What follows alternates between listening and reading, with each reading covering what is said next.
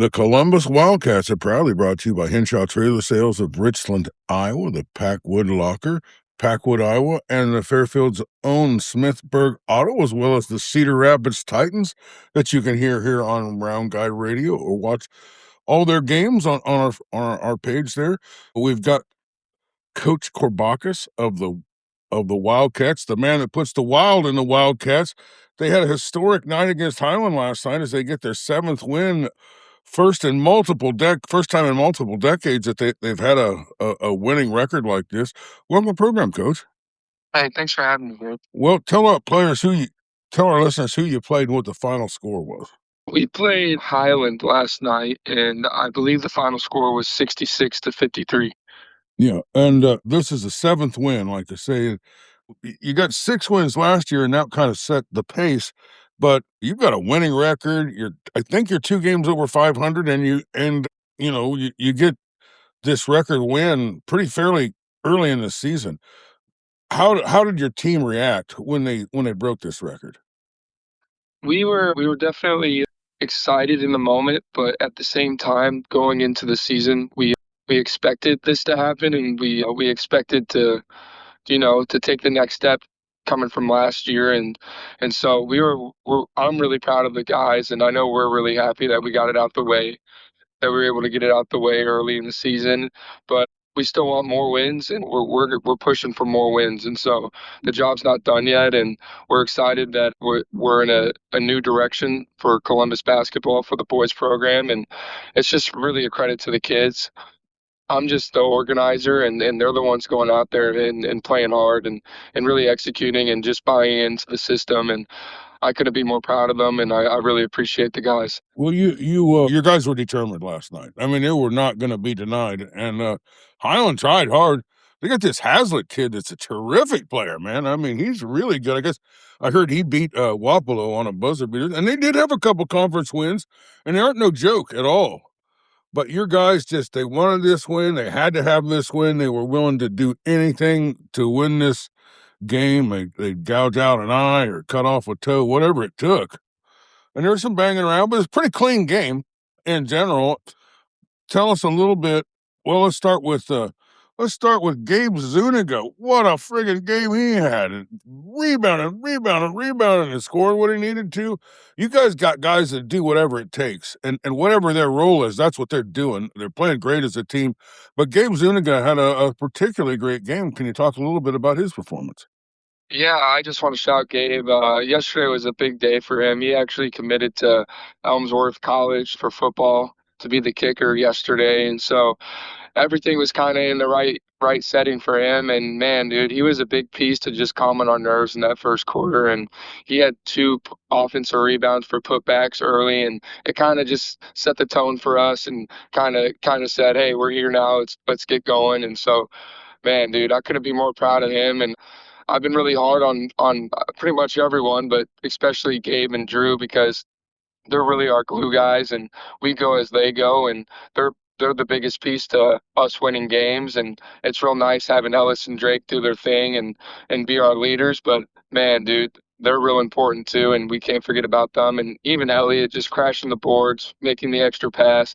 I mean, these last 3 wins we've had, it seems like he's just finding ways to get the bucket at the right time for him. And I always try to tell the guys, right person, right time, right shot.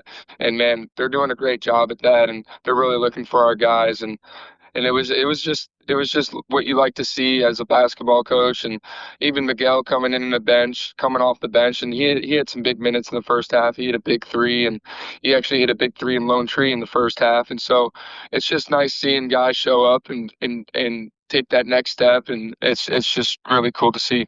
Well, Gabe Zuniga, that did surprise me. Congratulations to him and his family on getting the scholarship to be the kicker. We call him the Golden Foot on Round Guy Radio because what a great kicker he is, and so happy that he's going to be able to continue his education and continue to play sports. Well, let's move over to Toepmeyer. I want to talk a little bit about Toepmeyer. Now, he did whatever it took last night. He played his role perfect, but I want to go back to that Hillcrest game. I thought he might have been player of the game. In fact, you can let him know from me, because of the performance against Hillcrest, he's going to have 2 tickets to any Cedar Rapids Titans home game, as we get one for the players of the game, and I give it to him for that game. So he'll get 2 tickets, and then your player of the game tonight, Ellis Hills Carrier, also will have 2 tickets, so they can Awesome. go. Thank you, Dave. So that you can thank them for doing that. That was their idea. Well, I suggested it, but they agreed to it, so I'm giving them the credit. But anyway, Totemeyer played a good game. But Wesley, I remember there was a point in the game he was playing so hard he crashed into somebody and then he bounced off the ground. Here's a giant thud. He had trouble getting up, and then he gets out, goes over the bench, sits down for a couple minutes, checks right back in. How tough is the gunslinger, Elliot Wesley? Man, I ran over to him and I said, "Set the tone, man. Let's set the tone. Get up. Let's go. Let's go. Set the tone." And he had the wind knocked out of him, but man, he really sets the tone for us, and he really makes plays for us. And yes, I am very hard on him too, but I'm gonna hold everyone to the standard. I don't care if you're Ellis. I don't care if you're the last guy on the bench. I'm gonna hold you to the standard. And the boys have been really coachable, man, and he really cares too. And so it's just I'm in a great situation with a lot of dudes, and they're playing hard for me, and I can't be more thankful for that. And he had a great game last night, and he's always willing to make that extra pass, and he's willing to penetrate, play off 2 feet, and he just does his job at a high level, and I really appreciate Elliot. Well, let's talk about Miguel. He's coming off of the bench. You don't sub a lot, so any little bit you can get someone a break. But he's coming in there putting some quality minutes in, hitting threes. He looks like I don't know, he's an accurate shooter. He does a lot for you out there. I wasn't really that much aware of him until he started coming in on his varsity games. Who is this kid? When did you figure out that he could help you? And why is he so good at this role that you've given him? So I actually had the privilege to coach him last year as the assistant on JV when I was the JV coach, and he was my go-to guy, and he really executed, and same with Ruben and a few others, Connor and other guys, but he was my go-to guy, and I honestly believe that he was one of our best shooters last year in our basketball program, but it's just really trying to get the mental side of things on with him, and just showing your emotions, and just and being aggressive, and not letting people push you around. And so we're still working on that, and he's still we're still gaining each other's trust. But man, dude, he is a real threat, and if we can get things going here in the next few weeks to come, and I really want to get him more minutes. And I even told him after the game in the locker room in front of all the guys, I'm like, man, dude, you just got to tell me. You just got to tell me in that third quarter, man. Like, make me believe in you. You got to tell me you're ready to get in this game. And so I let him know about that, and so I'm hoping he's going to take that leadership, and he's going to let me know and tell me, hey, coach, I'm ready. Put me in that third quarter, and so I'm trying to really force it out of him, and he is a great ball player, and he's probably our highest percentage 3-point shooter on our team right now, just because, I mean, every game he's gotten in, and the minutes he's played less than 8 minutes probably all season, and he's hit a three every game. And there's been some games where he's hit a few. And so he is a great 3-point shooter. And so I would love to get him in more, but it's just getting more of the mental things down, and understanding our schematic, what we're trying to do on defense and offense. And you really can't afford to mess up a possession, because every possession matters. And so we just got to get in on that mindset, and he'll be good to go. When he hits a three, I'm gonna say, Miguel rings my bell every time, man. That kid. There you go. He's an excited player, but another player, and I talked to you about this in the pregame show. Drake the Snake. I said, in the games I've seen you in, he gets really involved. And I asked you about getting him involved. He was involved last night, and he hit a bunch of threes, but he picks up loose balls really good. I mean, if there's a loose ball out there, he's a little vacuum cleaner sucking those things up. How about his performance? I don't know what he had in the scoring department. It was probably quite a few, but he wasn't just scoring for you. He was playing defense, and man, when he would steal the ball, he was like a lightning bolt from one end to the other. He takes that thing straight to the hole, man. I mean, I don't care if he gets there in the basket; he's going straight to the basket with all kinds of determination. playing really great for you this year. One of the big reasons why you get these 7 wins. Tell us a little about his performance last night. Man, Drake is just relentless, man. He's resilient, and every uh, every battle he's got going, man, he just shows up, and it's just it's a lot, but man, he shows up. And he's actually still sick, man. He's battling the flu, and he's still got a cough, and so he was just, I'm not subbing, and so he's just giving me his all and emptying the whole tank for that night, and I couldn't be more appreciative of him. And man, after Tuesday night's game against Hillcrest and that tough loss, we were able to watch film, and on Wednesday, man, I was really tough on Drake, and I was really tough on pretty much everyone, but he just bounces back, and that's what you do as a shooter, and that's just what you do as a leader on our team, and he's one of our captains, and so I we're really trying to get him looks, and he knows that we're going to get him looks regardless, and we're confident in him, and so he's just a relentless guy, and he makes a lot of plays for us on offense, but more importantly on defense too. And he's one of those guys that's got a good awareness of where to be at on the defensive side of things. And when he's in those passing lanes, when he's disrupting passes, man, we really do play at a high level. And it just shows that when he's affecting the game, it impacts Columbus basketball in a complete different way than what we're used to. All right. Well, Ellis Hills Carrier was a player of the game. I didn't keep track of how many baskets he had. I'm thinking it was somewhere around 30 points. He's a leader. He wants the ball. He shoots the ball. He rebounds the ball. He puts the ball back. He plays defense like there's no tomorrow. Tell us a little bit about where he ended up in points and rebounds and all those things that you keep track of, because it seemed like he had a dang good night. Yeah, actually, Ellis and Drake actually combined for 53 points, and as a team, we hit 11 threes, and I think that's up there for the most this season. I know we hit 12 in one game too, so we like to get the ball up, and Ellis is just one of those guys that loves to hoop, and he's a competitor, and we go as he goes, like I've said before, and it was actually kind of funny going out of halftime, going back to the court for the third quarter. He actually was walking by with me, and he said, "Jake, you want to know something?"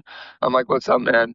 He's like, I can hit deep threes too, and so I laughed about it, and because he hit one going into halftime pretty deep, and when I was playing back in my playing days, I like to shoot the ball deep in transition, and so it was just kind of funny to see that going into that third quarter to those two transition deep threes, and all I could do was smile, and man, we were just having fun out there, and you could tell, and he was penetrating, kicking out to Drake, and it was just fun basketball, and hats off to 25, man. He was stressing me out, man. He was going bucket for bucket, if not stop for bucket against. Yeah, that Hazlitt kid was a great player. They got a real horse over there, and they didn't give up, and they kept fighting back. Even when they got way behind, they edged away. I think they cut it down to 10 points or something. There was like 4 minutes left. You called the timeout, and I was looking over there at your team, and they're second wind. You know what I mean? They played pretty much the whole game. Miguel spotted here and there, and if they were on the bench for a minute or two, it's because they knocked their head into something and had to clear the cobwebs out of their brain before they could get back in. But they were all sucking wind, and it just seemed like to me, I said my comment was, these guys got 4 minutes. If they want to win this game, they got to play their best right here and right now, because Highland was coming. And I think you were saying something to that effect. Well, what did you say to get those guys focused and to find a little extra in the tank to play that last 4 minutes and secure that win?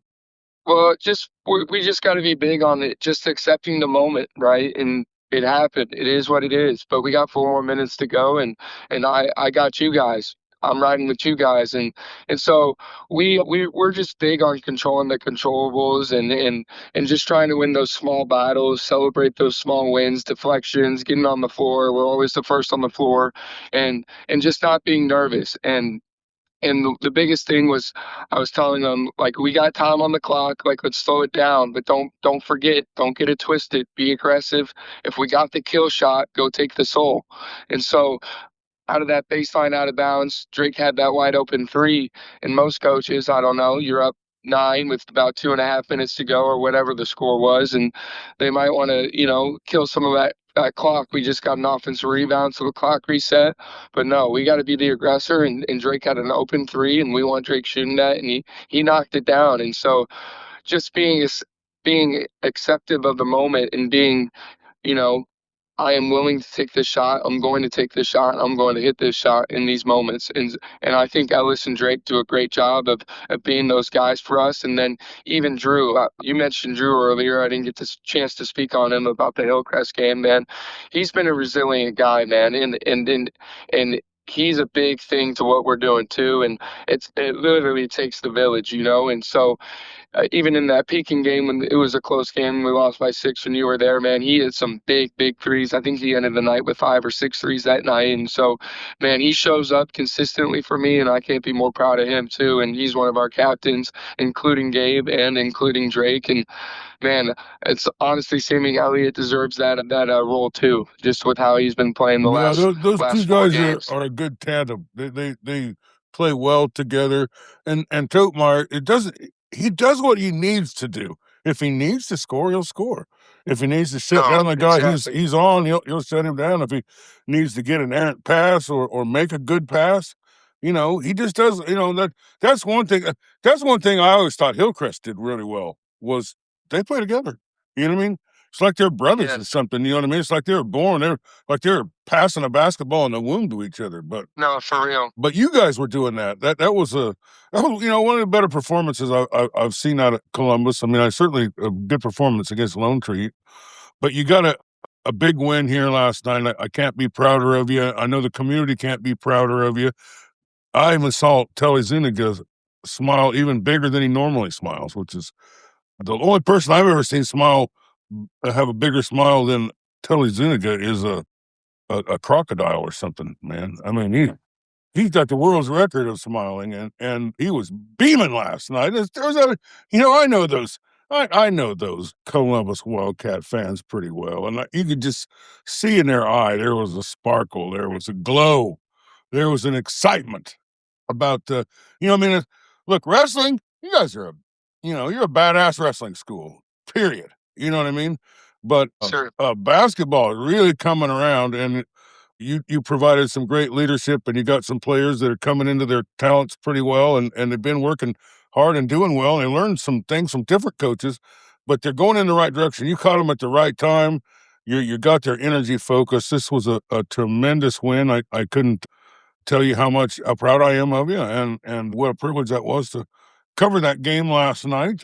Is there anything else about this game we didn't get a chance to talk about?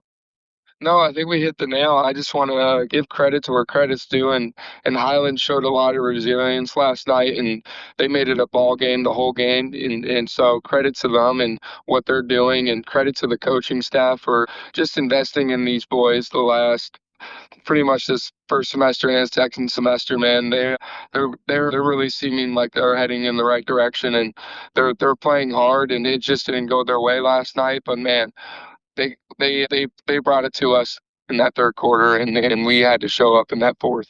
Well, yeah, all the teams are getting better, and everybody's good. I mean, English Valley beats Kyoto last night. Kyoto beats Hillcrest one game and then loses to English Valley the next. It's a mad, mad world, like that magazine says. Well, if we're done talking about this game, I do want to know what's coming up for you next week. I know you've got some other opportunities to increase on this lead that or these wins that you got. Yeah, we actually had practice this morning at 6 in the morning, and so we were up and going. Not even 9 hours of being away from our gym, and so we got Van Buren on Monday at home, and then we got Winfield Friday night at home, and so Van Buren, they got us last year, and at Van Buren they got us, and they're a really good ball team, and they kind of like to shoot the three like we do, and so I think it should be a fun, exciting game, and it should be a fast tempo pace game, and I know Paul's got some relations with Van Buren's coach. I think they know each other along the terms, and so Coach Shellman's from that's because Paul Kissel coached Coach Shellman in high school. There you go. And so I knew there was some correlation there, and so it's going to be fun to just have that familiarity there and that connection, and it should be a fun game for a Monday night game. It's going to be one of our first Monday night game of the season, so I'm excited that we finally get one. Yeah, it's going to be an exciting week for you. Well, we thank you for coming on and taking a little time getting us to talking about this big win you got. Thanks for having us there. Good luck next week. And I don't know, 10 wins, 11 wins. What would it take to have a winning record? How many wins? I think it would take 11 to be 500, Yeah, probably. see, I think. 21 or yeah, 22 game season. Yeah. All right, well, we're going to have to put that peg at 12 then. We need 12 Yeah, wins. I think it's definitely on the table for us, but we got to go earn it, Yeah, well, you got these some real meat grinders of games coming up here, particularly this. Yeah. If you can figure out how to score on Winfield Mount Union, that would be.